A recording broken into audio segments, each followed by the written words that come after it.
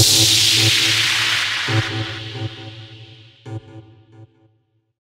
up, guys? Alton here. Today we're going to be talking about the slave trade that has been going on in Libya. Now, this is going to be basically a two-part video that I'm going to do. And I'm making this video because I wanted to address this subject. And then there was a post that I saw from Kevin Wesley, the ex-pastor. He posted something online. So instead of just making a 1 hour long video, I want to address the current situation that's going on over in Libya, when it's talking about the slave trade and all of that stuff. And I want to make this video first, and then I'm going to make another video, which is basically going to be part 2 of this video, addressing a lot of the things that have been said from people who are like atheists. Just like I just said, Kevin Wesley, he posed a question on his Facebook page.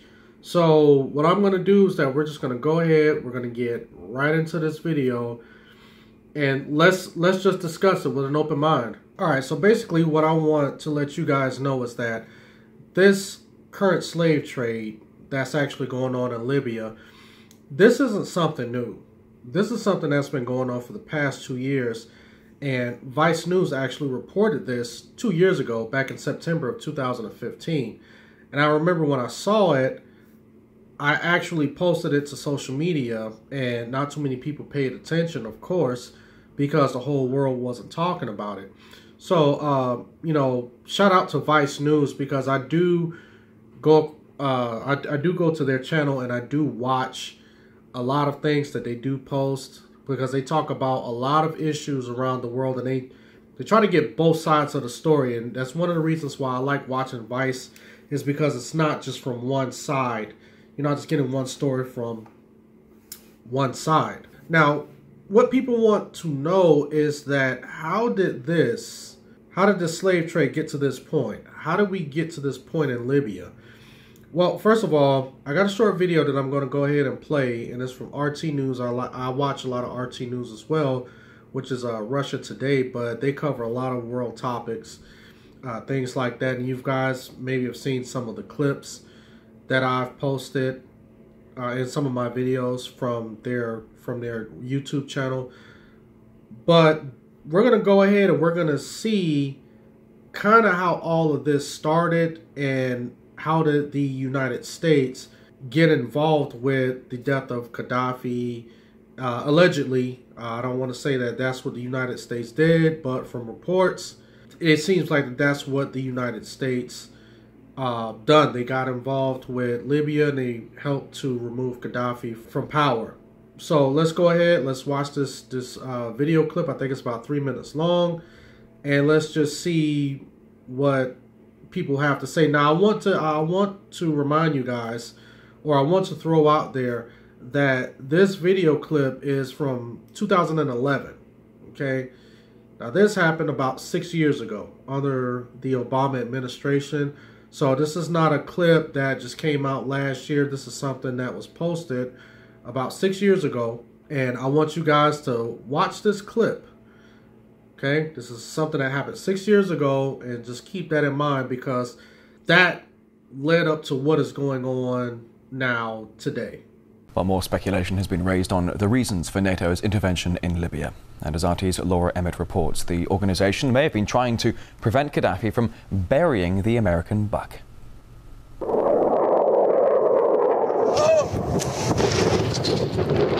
According to some, it's about protecting civilians. We must not tolerate this regime using military force against its own people. Others say it's about oil. The only reason they're interested with Libya is about the oil. You'd think we'd be in Iraq if the major export there was broccoli. But some are convinced intervention in Libya is all about currency, specifically Gaddafi's plan to introduce the gold dinar, a single African currency made from gold, a true sharing of the wealth. It's one of these things that you have to plan almost in secret, because as soon as you say you're going to change over from the dollar to something else, you're going to be targeted. There were two conferences on this. one in 96 and another one in the year 2000, called the World Mataba Conference, organized by Gaddafi. And everybody was interested. I think most countries in Africa were keen. Gaddafi didn't give up. In the months leading up to the military intervention, he called on African and Muslim nations to join together to create this new currency that would rival the dollar and euro. They would sell oil and other resources around the world only for gold dinars. It's an idea that would shift the economic balance of the world. Countries' wealth would depend on how much gold they have, not how many dollars they trade. And Libya has 144 tons of gold. The UK has double that, but 10 times the population. If Gaddafi had an intent to try to reprice his oil or whatever else the country was selling in the global markets and accept something else as a currency, or maybe launch a gold dinar currency, any move such as that would certainly not be welcomed by the power elite today who are responsible for controlling the world's central banks. So yes, that would certainly be something that would cause his immediate dismissal and the need for other reasons to be brought forth for removing him from power. It's happened before. In 2000, Saddam Hussein announced Iraqi oil would be traded in euros, not dollars. Sanctions and an invasion followed. Some say because the Americans were desperate to prevent OPEC from transferring oil trading in all its member countries to the euro. The UK's gold is kept here in a secure vault somewhere in the depths of the Bank of England. As in most developed countries, there's not enough to go around. But that's not the case in places like Libya and many of the Gulf states. A gold dinar would have given oil-rich African and Middle Eastern countries the power to turn around to their energy-hungry customers and say, sorry, the price has gone up and we want gold. Some say the US and its NATO allies literally couldn't afford to let that happen. Laura Emmett, RT, London. All right, so as you can see from that video clip, it seems as if Gaddafi was trying to come out with a new currency to where they were going to be trading gold instead of paper money. And allegedly, you got countries like, the United States here in the West that did not like that idea. They wanted to continue to use the paper money because allegedly they don't have enough gold to back to basically be able to go out and purchase oil. They don't have enough gold to back their country. And this is one of the reasons why our country is in debt. When people say, well, how can the United States owe trillions of dollars to other countries? Well, first of all, what you have to understand is that our Federal Reserve Bank is only backed by so much gold. So let's just throw a figure out there. Let's say that our Federal Reserve is only backed by $15 billion worth of gold. Okay? You go to the Federal Reserve, you open up the vault, $15 billion worth of gold is in there. Now, you can tell another country that, hey, look, listen, we will trade with you guys, or we need a certain amount of oil, but we'll pay you guys back, but it's almost like credit. You have a credit card, you have a limit, right? So let's say you have a $2,000 limit. If you go over that $2,000 limit, or if you borrow that $2,000, you're going to have to pay that back. But if you don't, what happens is that, just like anything else, you're going to go in debt. That means that you owe $2,000 that you're actually borrowing. So the United States have borrowed and borrowed and borrowed from different countries. And this is how we ended up with so much debt, because we only have a certain amount of gold to actually back our dollar. So that's why printing money is not a good idea, because you can keep printing money for a country and they can say, okay, well, you still owe us this amount of money in gold. You only got $15 billion in your Federal Reserve. And like I said, this is just a number that I'm throwing out. I don't know exactly how much is in the Federal Reserve. But for the sake of argument, you have the $15 billion worth of gold, but you owe us $20 billion. So therefore, even if you gave us all of the money or all of the gold that's in your Federal Reserve, you still owe us about $5 billion, which you don't have. So what Gaddafi was doing was saying that I have oil, and in order to get this oil, you're going to have to pay me in gold. We want gold. We don't want paper money. So what that did was that brought about a threat to the United States dollar, and also to the euro. Because if you think about it, if we only have so much gold in our Federal Reserve, there's no way that we can pay for all of that oil and our economy can continue to be sustained. Because number one, there's no more gold that's being made. And as you've seen in the video, Libya has a lot of gold.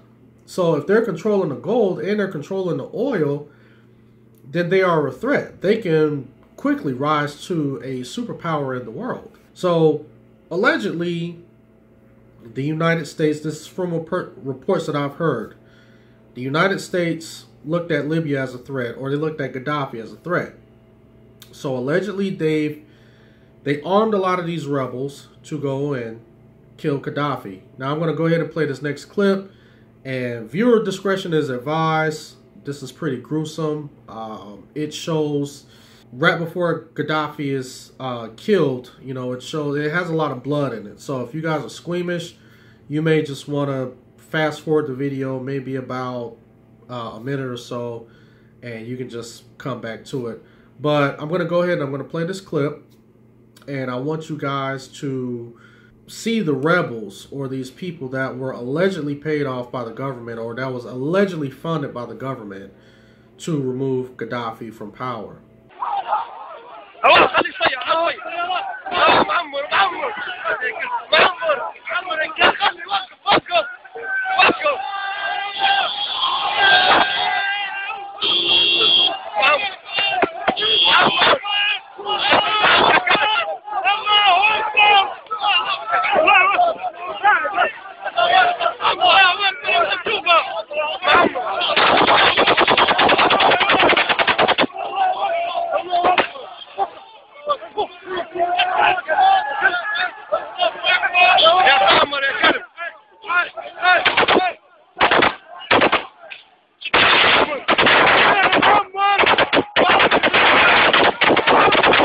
So, as you can see, Gaddafi is removed from power, and since he's removed, there is no one to basically step up in his place and continue to keep the ball rolling.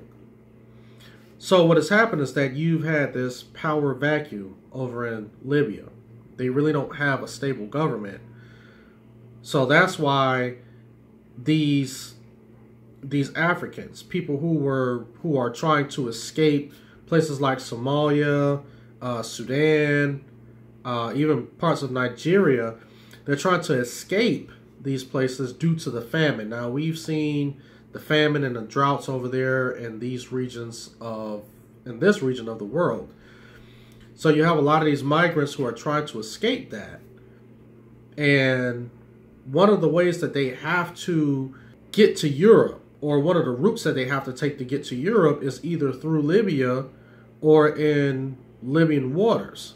So when they're caught trying to sail their way across the ocean, they're picked up by these Libyan rebels, and they're picking them up and they're bringing them back to Libya and they're enslaving them.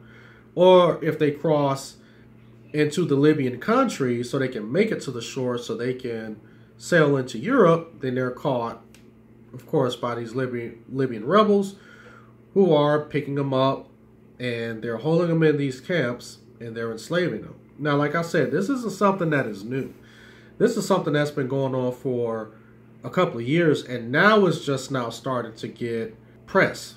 Now, one of the things that is concerning to people such as myself is that if the government, let's say if our government goes into Libya and they say, hey, we want to stop this crisis, we want to stop the enslavement of these African people over here in this country, the first thing you have to think about is, are they going over there for some other special interests, such as the gold and the oil that's there?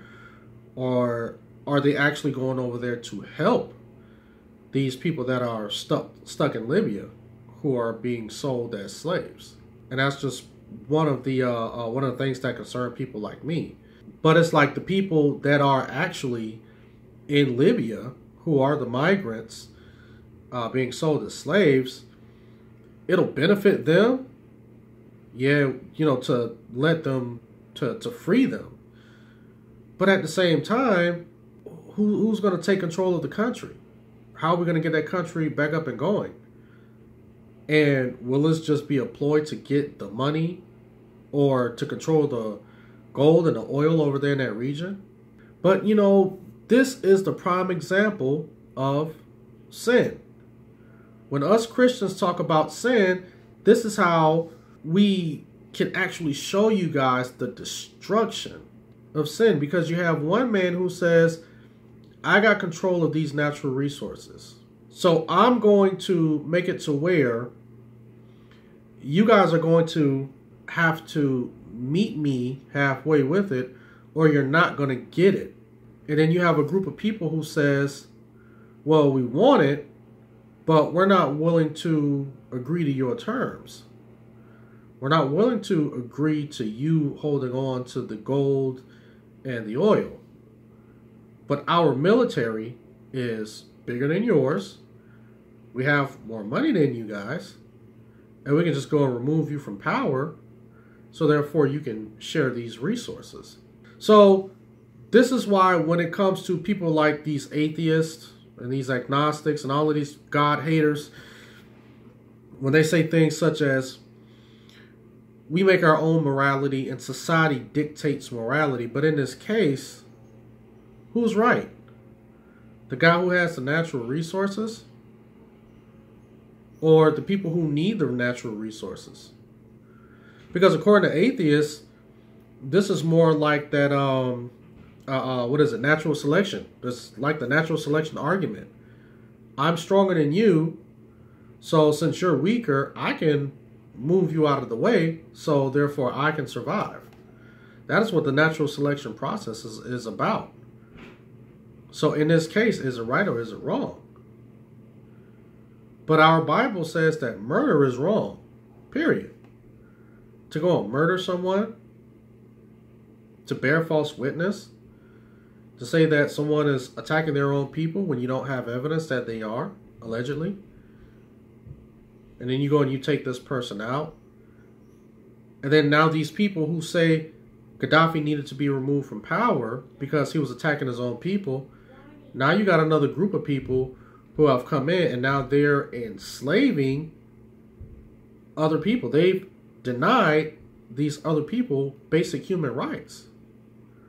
And these were the people who were saying that once Gaddafi is out of power, everything will be better. And this is what happened when men go by their own understanding. This slave crisis that's going on over in Libya right now as we speak. And everybody's scrambling to try to figure out what should we do? What can we do?